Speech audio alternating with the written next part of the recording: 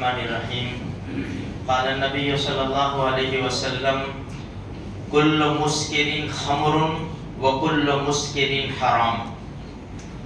ابن عمر رضی اللہ تعالیٰ عنہ راوی ہے، نبی کریم صلی اللہ علیہ وسلم نے ارشاد فرمایا ہر نشے والی چیز شراب کی قسم میں سے ہے اور ہر نشے والی چیز حرام ہے۔ پھر اسی حدیث میں آگے اللہ کے رسول فرماتے ہیں جس نے شراب پی اور بغیر توبہ کے مر گیا، شراب پیتا ہوا عادت بنا لی تھی، بغیر توبہ کے مر گیا تو اس کے اوپر جنت کی شراب حرام قرار دی جائے گی۔ جنت میں بھی شراب ہے لیکن شرابن طہورا، پاک شراب ہے۔ جنت کی شراب کا بھی قرآن کریم میں تذکرہ ہے۔ جب شراب کا نام آتا ہے نا تو ہم دنیا پر قیاس کرتے ہیں، دنیا کی شراب نہیں، یہ تو گندے پھل فروٹ سے بنتی ہے، یہ شراب نہیں۔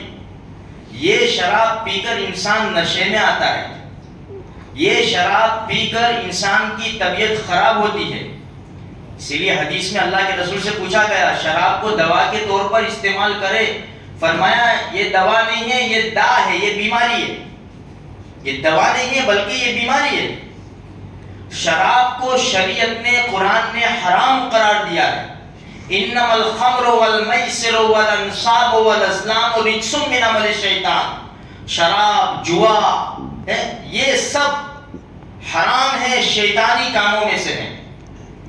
تو ایک ہے دنیا کی شراب، ایک ہے آخرت کی شراب، جنت کی شراب جس کا قرآن میں تذکرہ ہے۔ دنیا کی شراب جو ہوتی ہے نا، وہ پینے والے بھی تین قسم کے ہوتے ہیں۔ ایک تو خود جاتے ہیں، بوتل خریدتے ہیں، اس کو پی لیتے ہیں۔ دوسرے ہوٹلوں میں جا کر بیٹھتے ہیں، ان کے آگے گلاس رکھے جاتے ہیں، خالی کی جاتی ہے، پلایا جاتا ہے۔ اور تیسرے بڑے اونچے عالی شان لوگ دنیاوی اعتبار سے جو بڑی بڑی ہوٹلوں میں چلے جاتے ہیں، آدھے کپڑے پہنی ہوئی لڑکیاں ان کو شراب پلاتی ہے۔ اب جنت کا تذکرہ سنیں میرے بھائیوں، جو قرآن کہہ رہا ہے ان الابرار یشربون من کأس کان مزاجها کافورا۔ نیک لوگ، ابرار، نیک لوگ وہ پئیں گے جنت میں شراب کافور سے بنی ہوئی، کافور سے۔ کافور کیا ہے؟ جو قرآن آگے کہتا ہے عین یشرب بها عباد اللہ، ایک چشمہ ہے، ایک چشمہ بہتا ہے کہ جس سے اللہ کے نیک بندے پیئیں گے۔ ایک تو یہ ہے۔ دوسرا آگے قرآن کہتا ہے وَيُطَافُ عَلَيْهِمْ بِكَأْسٍ مِّن مَّعِينٍ بَيْضَاءَ لَذَّةٍ لِّلشَّارِبِينَ۔ لڑکے گھومیں گے ان کے آگے، اور وَيُسْقَوْنَ فِيهَا كَأْسًا كَانَ مِزَاجُهَا زَنْجَبِيلًا۔ لڑکے ان کے پاس آئیں گے اور ان کو شراب نکال کر، پاک شراب نکال کر دیں گے۔ کون سی؟ زنجبیل کی شراب، جس میں زنجبیل کی ملاوٹ ہے۔ کہاں سے آئی ہے؟ عینن فیہا تسمى سلسبیل، ایک سلسبیل چشمہ ہے جنت میں، وہاں سے یہ شراب آ رہی ہے اور ان کو پلایا جا رہا ہے۔ تیسری قسم کے لوگ، اعلیٰ درجے کے لوگ، عالی شان لوگ، قرآن کا انداز دیکھو، عالیہم ثیاب سندس خضر واستبرق۔ انہوں نے جو لباس پہنا ہوگا نا، دبیس پتلے ریشم کا، سچے ریشم کا ان کا لباس ہوگا۔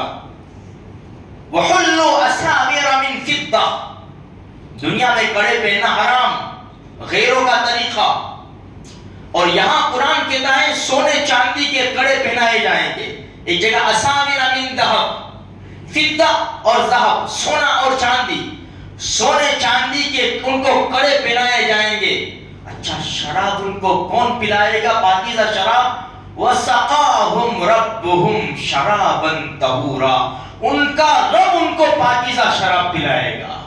کس طرح پلائے گا وہ تو خدا ہی بہتر جانے. کیا ماجرا ہوگا, کیا منظر ہوگا, اللہ ہم سب کو نصیب فرما دے. تو میرے بھائیوں, ماحول بڑا گندا ہے. 13 سال کے 15 سال کے بچے سے لے کر 12 سال کے بچے سے لے کر بڑی عمر والے تک ہمارے محلوں میں جا کر دیکھو, روزانہ رات کو بیٹھ جاتے ہیں, کھینچتے ہیں, اور اسی میں مر جائیں گے میرے بھائیوں, اسی میں چلے جائیں گے.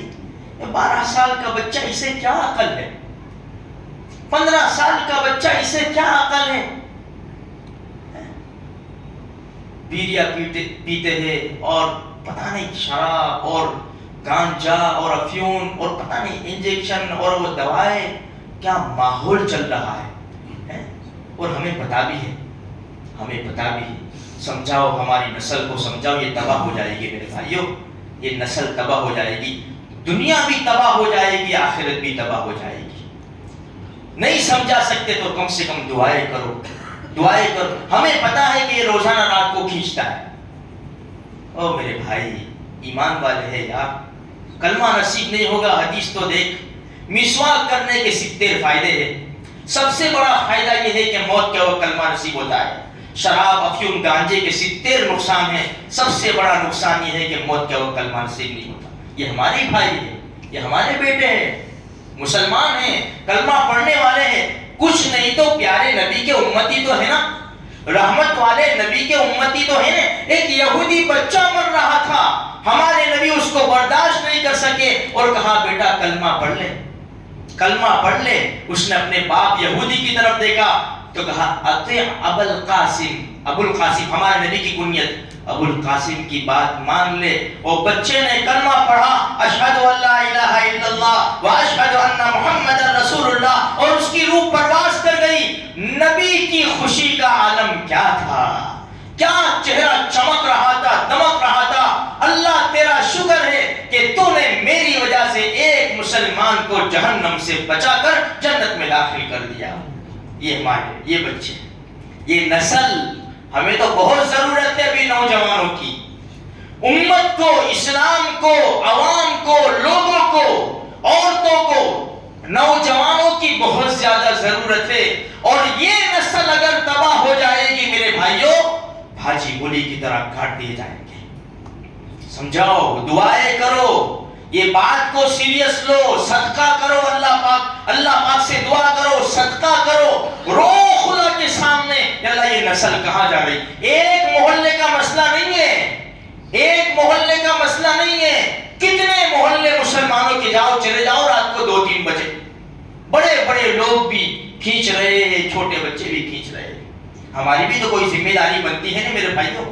کل ان کا بچہ ہے, اللہ نہ کرے ہمارا بچہ یہ لائن پہ آ گیا تو آج ہم اشارے کر کے, باتیں کر کے, ایسا کرتے ویسا کرتے چھوڑ دیتے ہیں. اللہ نہ کرے, اللہ نہ کرے کل ہمارا آ گیا تو یہ لائن میں. تو میرے بھائیوں, تھوڑی سی ہمیں بھی فکر کرنی ہے, اور ہم دعا بھی کرتے ہیں. اللہ تبارک جو بھی اس میں ملوث ہے, اللہ تبارک و تعالی سب کو دین کی صحیح سمجھ عطا فرماوے, سب کو پکے سچے مسلمان بنا دے, اور اللہ ایسی توبہ کی توفیق دے کہ کبھی مڑ کر اس کی طرف دیکھے بھی نہیں. اللہ مجھے آپ کو سارے مسلمانوں کو قبول فرمائے. آمین.